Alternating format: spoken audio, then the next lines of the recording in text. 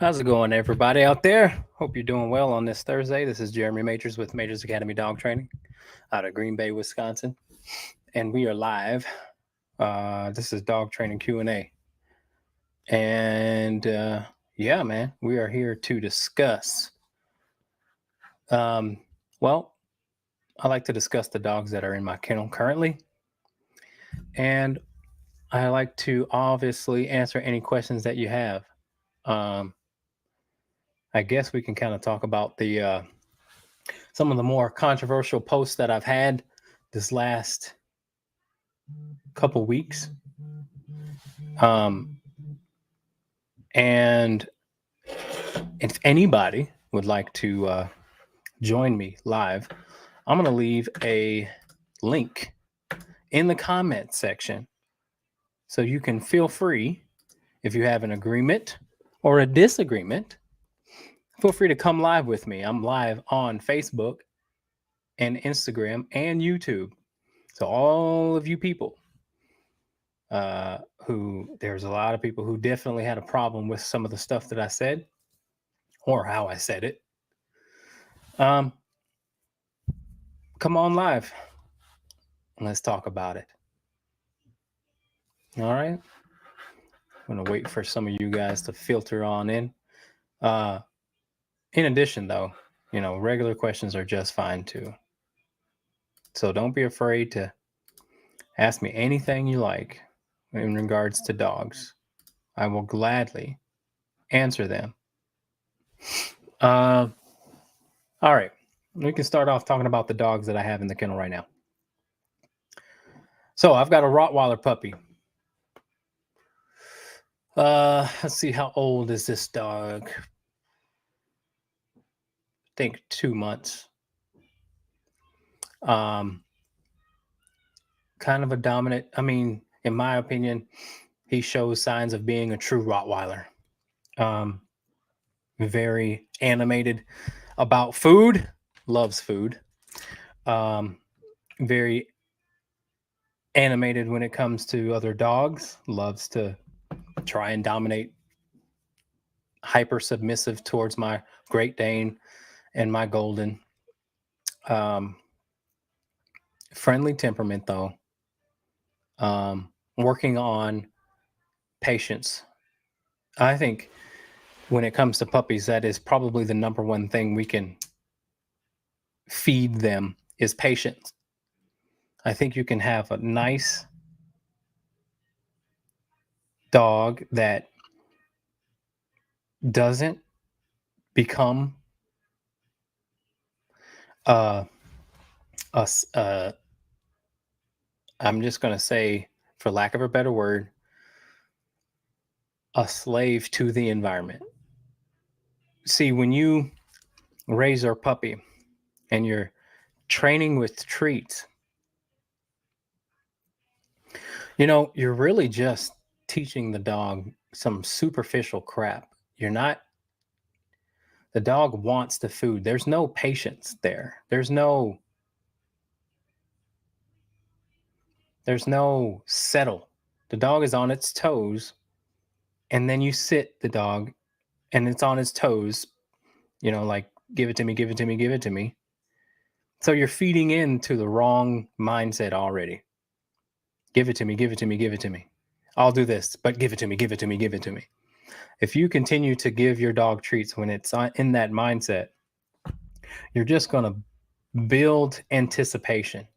And anticipation is the most, it it creates a lot of annoying behavior, because if it then doesn't get what it wants, it tries more behavior or different behavior, like jumping, like barking.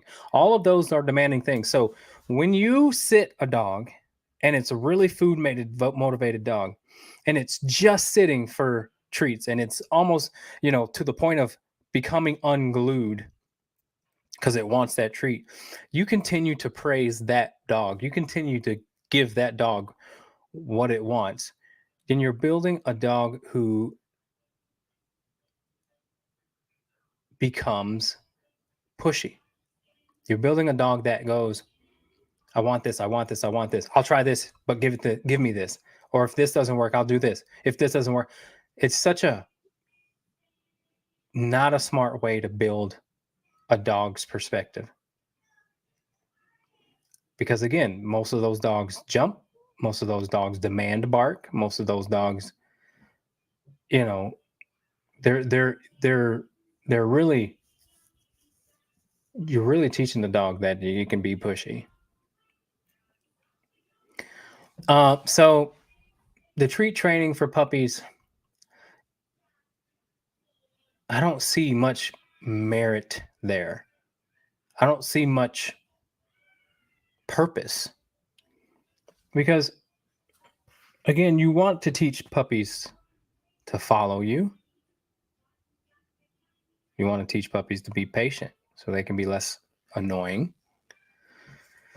They're not demanding to be let out of the crate. They're not demanding of attention, and this is speaking if the dog's needs are met. If the dog's needs aren't met, then you can't blame the dog for being vocal. But if the dog's needs are met, then the dog should be peaceful and quiet. All right. We'll answer some questions. All right. Cheryl Ann says, my adult GSD suddenly started going to the bathroom in the house. I take her out multiple times. She's 7 years old, and this is the first time it's been a problem since she was a puppy. Yeah, I'm not sure what to say about that. I would probably take her to the vet. I mean, she's 7 years old. There might be something going on that is beyond my level of expertise. 7 years old, I don't know. Maybe she doesn't have much control over her stuff. Or, maybe I would have to learn a little bit more to give you some solid advice. Take her out multiple times. She's 7 years old. Yeah. And she's a female too. So she's not like not like it should be marking unless she's a dominant female. Yeah, I don't know. I'd have to learn a little bit more. I may come back to you though, Cheryl. Thank you for your question. All right, those of you who are watching, feel free to ask as many questions as you like. No question is a dumb question. And I promise I'll be nice. Okay. Allie says, leash reactive Ridgeback, 3-year-old, start to fixate on other dogs and lunge. If I correct in the fixation stage, it makes activation forwards, escalation. Any advice? Yes. So check how respectful your dog is inside the home when it's just you and your dog. There's a couple of different things to break down here, but I'll start with what I think you should be aware of right away. So evaluate what is annoying about your dog when it's just you and the dog. Does your dog jump? Does your dog get on furniture whenever it wants? Does the dog pull on leash? Does the dog not come when called? Does the dog follow you around the house? Does the dog bark inside the house? Is the dog respectful of your space? Does the dog jump on you, like I said? Or does the dog demand things like food or attention or toys? If your dog does any of those things, then you will definitely have a dog who thinks it's okay to lunge at other dogs and that.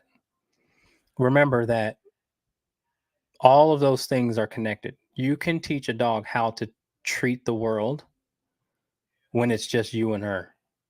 How respectful your dog is to the humans that they live with will determine how respectful the dog is with other humans and dogs and whatever. Doesn't matter. So people think socialization is about meeting a lot of dogs, meeting a lot of people.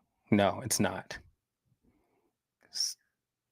Socialization, more importantly, has to do with how well your dialogue is, how your dog looks to you or at you. Does your dog look to you as someone to respect and trust, or is it more of a friendship? Because if it's more of a friendship, then your dog will be free to do what it wants. Uh, so there's that. Really evaluate those things that I just mentioned. And again, if any of those things are happening, that's where you clean up. And then you'll start to see a dog who listens to you. The point is listening to you, not the other dogs. And that's a symptom of the problem. If you tell your dog to heel or no, your dog should respond accordingly. And if not, look at all areas where your dog doesn't listen to you and doesn't take the word no seriously, and start making the dog take your word no seriously.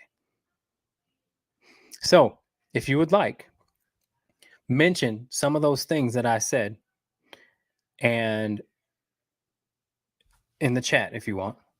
Mention whether or not the dog does those things so that I can give you a little bit more advice if you like on exactly what to do. But bottom line, if there's no connection between you and your dog when the dog sees other dogs, and fixate, which means she probably doesn't care about what you're doing or what you're saying or whatever. There's other areas not in that area, that the area that you mentioned. There's other areas where you can fix that or help that. All right. Thanks for your question, Allie. I appreciate that.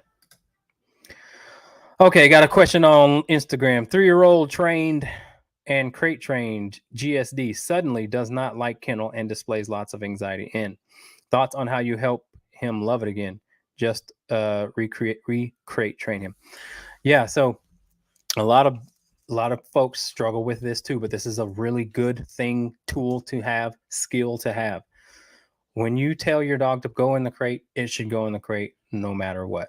If it's not doing so, then you have to have the dog drag a leash around the house so that you can take the leash and put the dog in the crate.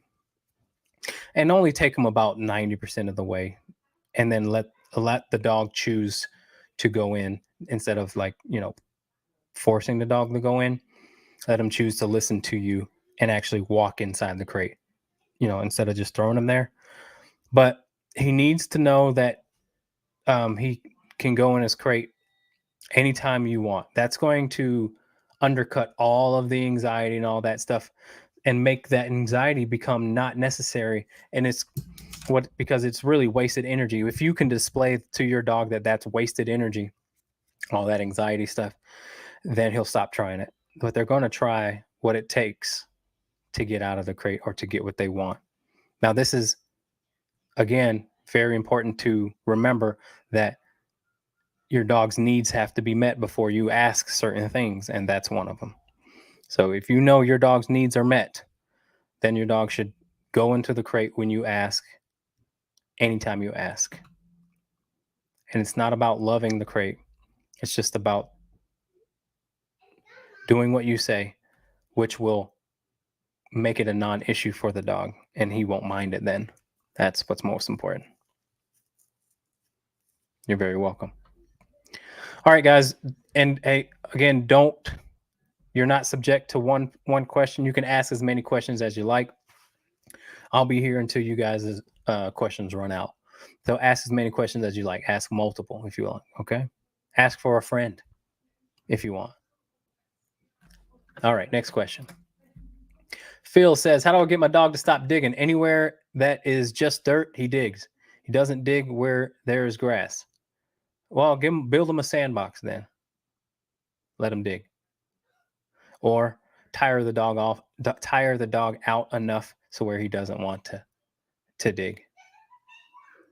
But if it's a young, energetic dog, then one, you got to release that energy, or two, give him a place to dig. Or you can tell them no, but dogs dig. That's just kind of what they do. You can tell them no too. But And if your no doesn't work, then you have to add more pressure to your no, which can be um, a leash correction or a correction from an electronic collar. You can try that as well. All right. Thanks for your question. Feel free to ask another. All right. Allie says, yes, thanks. He don't respect my space and demands. I will start on this. On walks, he walks in heel very calmly. Okay. But when he sees other dogs, he goes nuts. I take out the prong because it makes him activate. So try this, Allie. And I usually don't give this advice, and most of you people don't listen to this. But for you, I would try the prong collar on, and I would also try a retractable leash. A retractable leash. That's right. That's what I said. You heard me right. Yes, I am a trainer, and I am recommending the retractable leash because it works really good. But you got to have certain things in place first. And one of those things you already mentioned that you have. So I'm okay giving you advice or giving you the option of the retractable leash, and let me know. If you try the retractable leash though, Allie, please let me know how that works.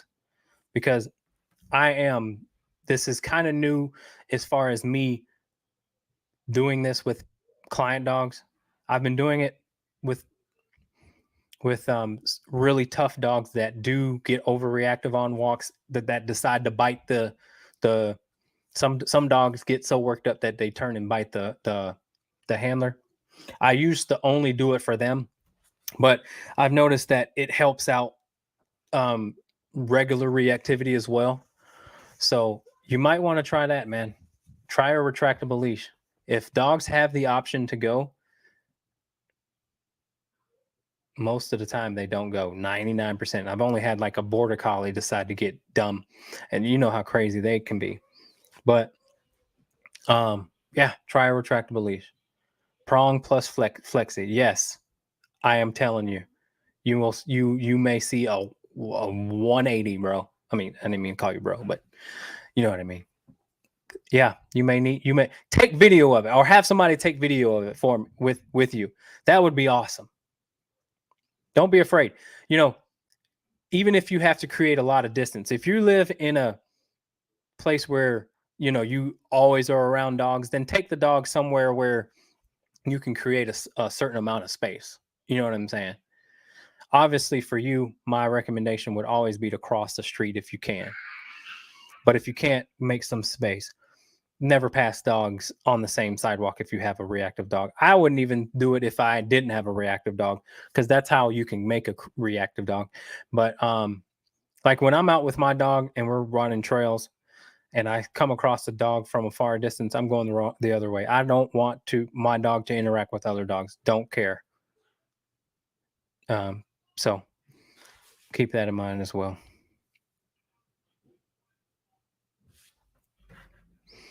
But yeah, if you decide to do so, man, let me know, because I think it's a pretty freaking cool deal there. And Ridgebacks are tough too, man. They can be stubborn dogs. All right. So back to what I was saying with puppies, man. Yeah, yeah, it's important to teach puppies patience, man. Like in and out of crates, wait. Like wait until you get some eye contact, or you just see a dog that's not anticipating coming out, on its toes. And then leash healing is really good for them too. Um, it's really good for their brain to not just do what they want. Give them time for that. I ain't saying that, but give a little bit of time to where they're not allowed to sniff the ground and they're just walking nice and calm next to you. Because the better you peaceful they're going to seem throughout the rest of their life. There's no anxiety there. I think when we let our puppies and that do whatever they want, too much of it, then they can become very fearful, untrustworthy of us. And as a result, they become reactive. So I've got another puppy. It's a golden doodle, but it looks just like a golden retriever. And same thing. And she's got some hunting in her. So, boy, when she's in the grass, she wants to get in that deep grass. She wants to get in that field, and that tail's all the way up. And she wants to sniff, sniff, sniff, sniff, and this and that. There's zero connection between dog and myself. So I start off probably the first 100 yards of just healing, and then make her earn that off leash time. And then when we come back, I'll give her a little bit more healing time, because again, it's very important for their brain to just be structured, have structure. Dogs will thrive with structure, man. Let me tell you, I just had a private lesson with a lady who has a husky and a pit bull, and they're fighting. And usually when dogs are fighting, there's usually one dog that's scared of weird things, and then there's one dog who's overconfident. And the husky was overconfident, the pit bull was scared of everything or weird things. And so listen, guys, you don't have to you don't even have to have those two dogs spend time with each other to get along. That's not where your focus should be. When you have dogs that are fighting, the focus is not letting them spend time together. The focus is giving them both structure, because you see how one is overconfident and one is underconfident. So you kind of got to bring them back like this. So that's where the focus should be. The overconfident dog, you have to humble. The underconfident dog, you have to sort of push away. And so it's crazy because the husky is the independent dog, and the pit bull is the glue dog. So the pit bull follows around the house. The husky's only there if there's food. So you have to push the pit bull away because she's super reactive when it comes to the house. And then you have to take control of the husky so that the husky doesn't feel like it's her job to take control. And so both dogs will benefit because the pit bull is allowed to become more confident, and the husky eats a little bit of humble pie. And they both can rest knowing that the owner can take control and they don't have to. Because when dogs fight, that relationship trust is broken between the two of them. And sometimes you'll quote unquote have fights out of nowhere, which is impossible, by the way, guys. I think you guys know that there's no fights that happen out of nowhere. In the moment, it can seem like that, but there's things that that you have missed that builds the explosion, which is the fight. So the focus should be, again, helping both dogs realize that you are in control of both dogs. Because that one dog, that pit bull, is going to be like, that dog's calm. Cool. Nice. I can kind of be myself now. And then that husky's like, I don't have to take control of this scared dog. Cool. You see what I'm saying? So through our control, both dogs will come to balance. And that's how the fights will stop.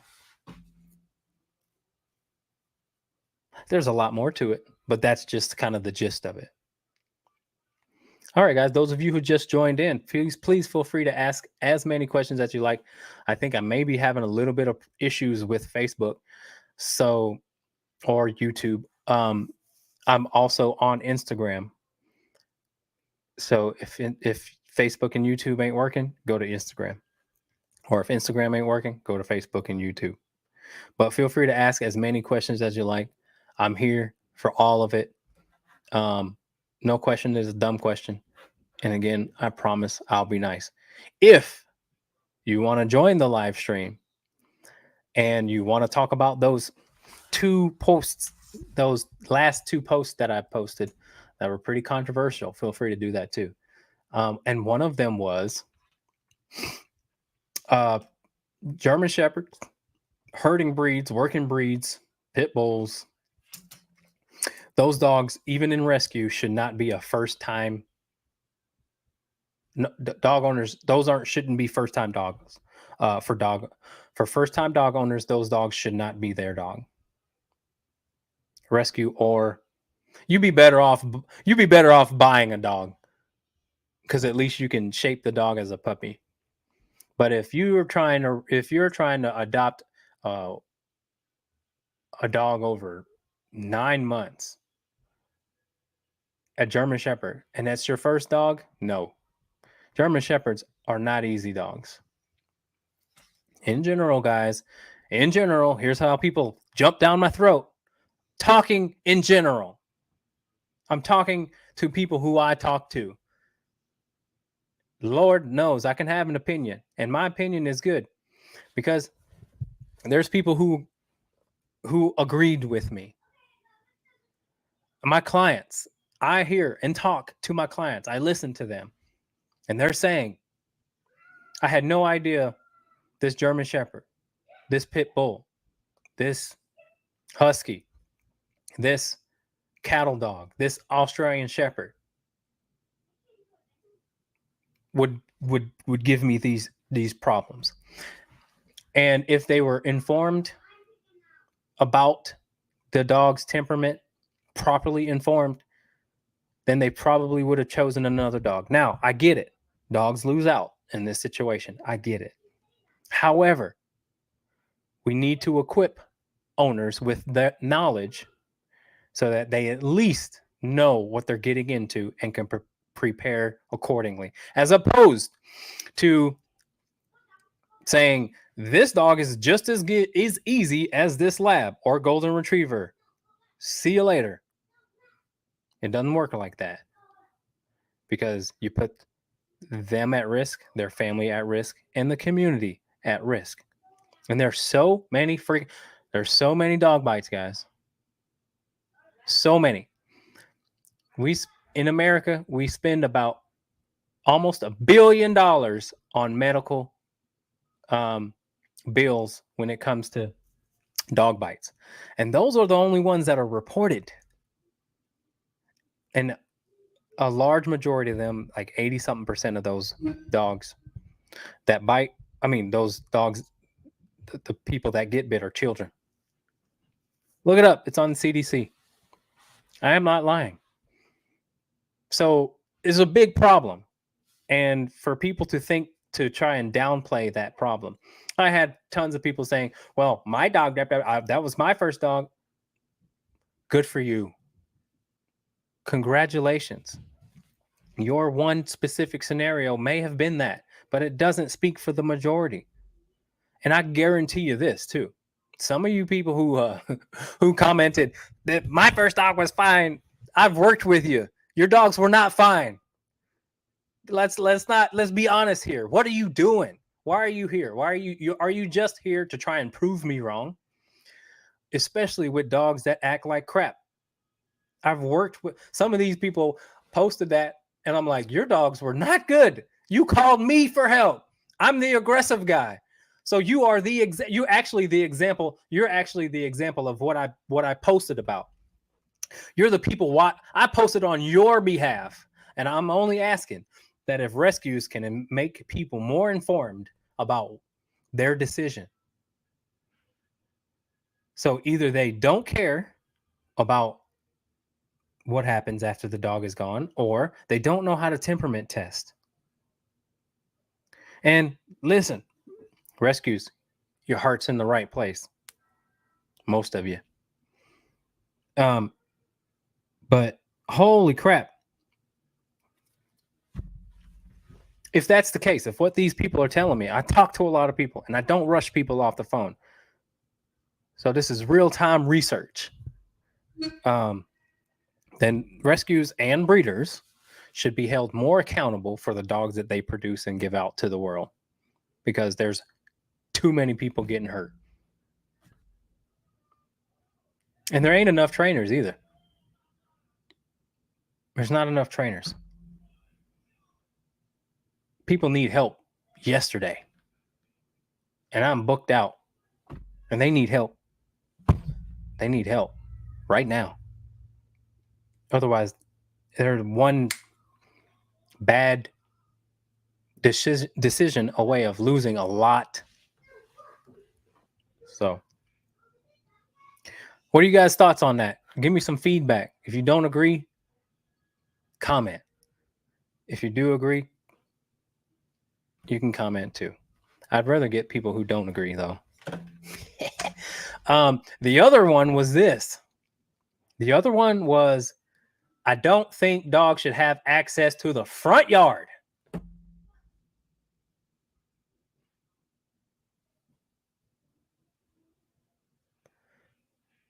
going to say that again.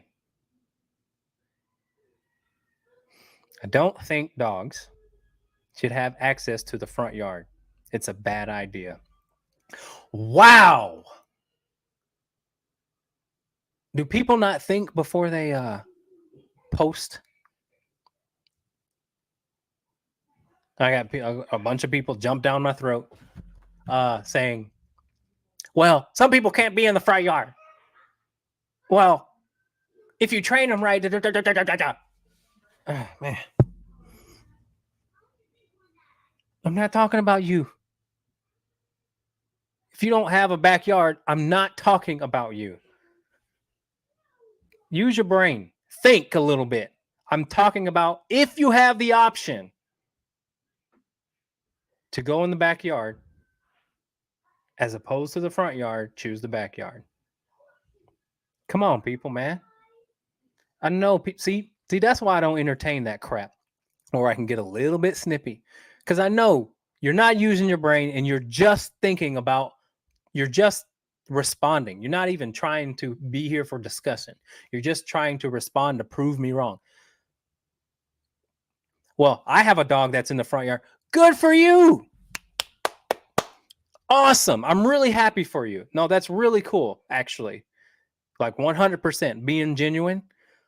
Good for you. But I guarantee you we would reduce the amount of people that get bit if you just kept them in the backyard. Why are they in the front yard? Why? I know. Same reason why they're in their bed. Same reason why they're in the car with their head out the window. Because you're in love with your dog. Cool. I get it. I've had dogs in my bed.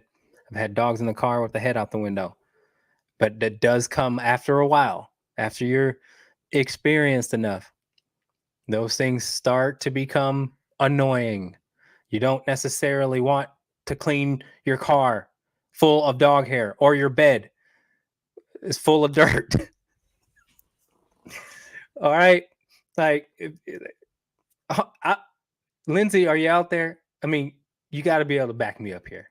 You know what I mean? Like, when you talk to real experienced dog owners or dog people or dog whatever, they got a crate for the dog in the car. Not only is it safer, but we just are sick of cleaning up hair in the car. You know what I mean? And we just don't have to have the dog by our side every single 24 hours of the day either. So it's just why we don't want them in our bed. So get them out of the front yard. They don't need to be in the front yard, y'all. They don't. I know, I get it. You like to hang out with your dog, but take separate time to do that. Because it's really hard for a dog of a certain genetic makeup to not divulge in its impulses. And even despite training, all you trainers who commented saying, oh, trainer, train your dog. Bro, you have no empathy for people. I mean, if you hold your clientele to that standard, I would not want to be your client. It takes a lot of work for any dog, much less a herding breed, a working breed, an assertive breed, whatever it may be, a hunting breed, to control itself despite all of the distractions. Children on bikes, UPS men, other dogs, joggers, skateboards, big trucks. Keep your dog out of the front yard, man. I had a woman call me with a 4-month-old Visa. She kept complaining that the dog would run into the street. And I said, why does your dog have access to the front yard? It's 4 months old. It's a hunting dog. You're going to lose your dog. Wow. Why is the dog in the front yard? Man. I was like, okie doke. Yeah, man, it's crazy. I can make a general statement. I know that I'm very intelligent. I know that not everybody's the same. Blah, blah, blah. I get it. But I can confidently say the majority of people aren't going to want to spend the time for training. I don't even think it's necessary to spend all that time just to keep your dog in the front yard.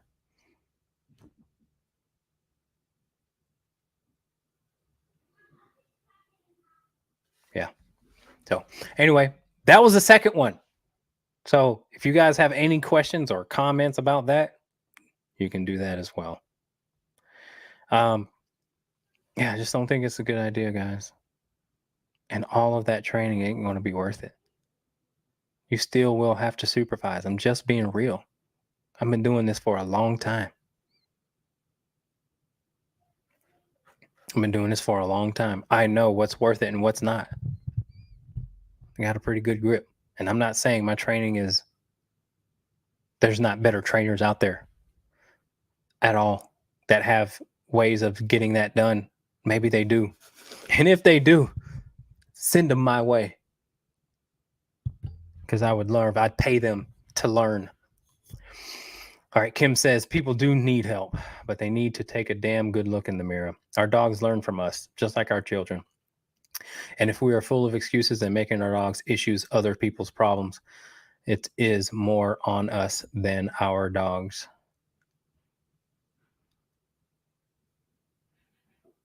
I mean, I would agree with that a little bit. Because again, I have empathy for people, man. All these people, all these even trainer, I'm so sick of hearing people blame people. Like that's everyone's excuse. Oh, people are dumb. People are stupid. Stop. No, it is not people's fault. See that kind of thinking gives dogs the excuse to act like a fool when it can be nobody's fault but the dog, or it can be nobody's fault but the dog's genetics makeup.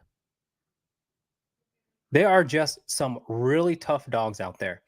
And to hold people to say, no matter how tough the dog is, it's your fault. That's bull. That's being unrealistic. That makes people very, very, very sad and depressed. I keep these dogs for 3 weeks at a time. I get to know these dogs, years and years and years of knowing these dogs. And I can tell you, it ain't the people's fault. Sometimes it is, of course. Sometimes it is. Yes, I get it. But there are some tough dogs out there, y'all.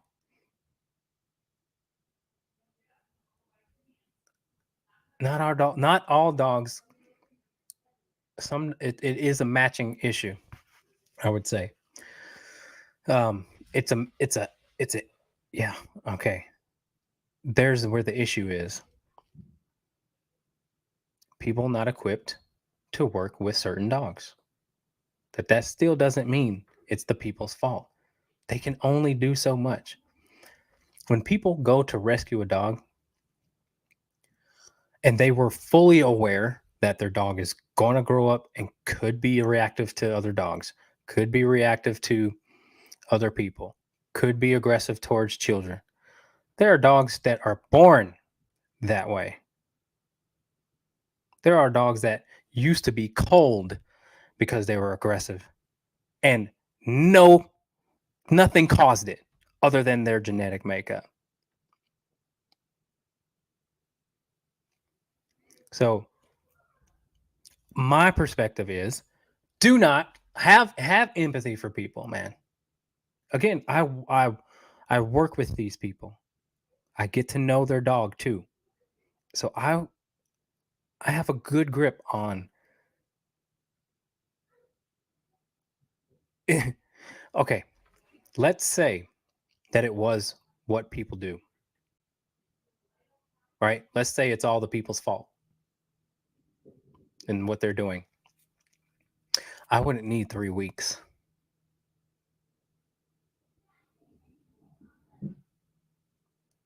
I wouldn't need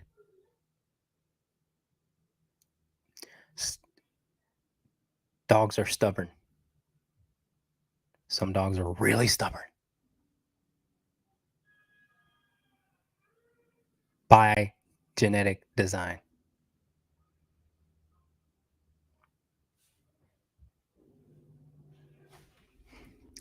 How's that people's fault?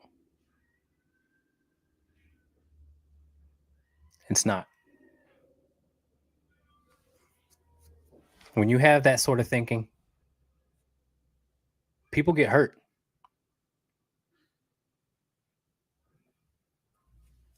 People get hurt. Families get hurt. Dogs get put down quick when we say it's easy to blame it's easy to blame people. It ain't just people. There's a combination of things. Yes, do people get dogs they don't have any business getting? Absolutely. Absolutely. But it ain't just one way. I'm telling you. All right. Sorry for that rant, but I feel very strongly about that. And I'm very empathetic with people who end up with dogs they have no business having. And if they were truly informed about the dog that they were getting, they would have made a better decision or they would have been better prepared to deal with it. But people get hurt way before those things happen. All right. Kayla says, this happened to me last night, freaking fenced in backyard, and the dog was off leash in the front yard with the owner. I passed the house and I hear tags jiggling. There we go. Case in freaking point. The woman had no idea her dog was in the road running after us until it yelled. Makes me wild. I told you. See, this is what I'm saying. This is how dogs end up getting sent to the ER, and even people, and even children. People, put your freaking dog in the backyard or in the house. It's just way too easy. There are so many people like Kayla that commented on that post, but said the same thing. I can't even walk my dog in the neighborhood. And then it just is a chain reaction. Dog comes out of the front yard, start some stuff with your dog. Now your dog's reactive. And now you got a problem. Now you got to spend a whole bunch of money for training for someone who decided to keep their dog in the front yard. So miss me with that crap. Oh, I think you can do it with training. I train all my. Sometimes you got to take the easy route. Everything's not all about training. This is a guy talking from a guy who benefits from training. I'm telling you. But I think about the owner. I can think past my own.